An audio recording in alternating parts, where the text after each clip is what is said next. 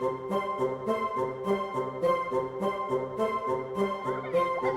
is Master GongSun, and this is what a neighborhood fair in the Cambodian countryside looks like.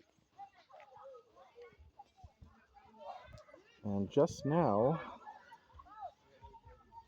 some of my relatives actually won something. Well, they didn't win anything much. They won one of those jelly cups by throwing a dart at the balloon. I don't think it even. I think most people, could hit a dart. I mean, they could use a dart to hit a balloon, but I could not.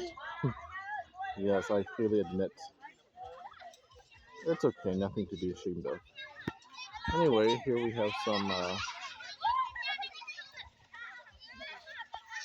What do we have here? We have trampoline. These are my niece's nephews jumping joyously, jubilantly, as only children do on trampolines.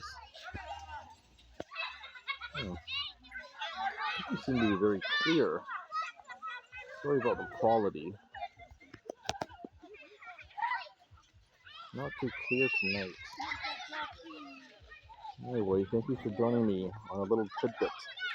This is a little tidbit of what life in rural Asia, rural Southeast Asia is like.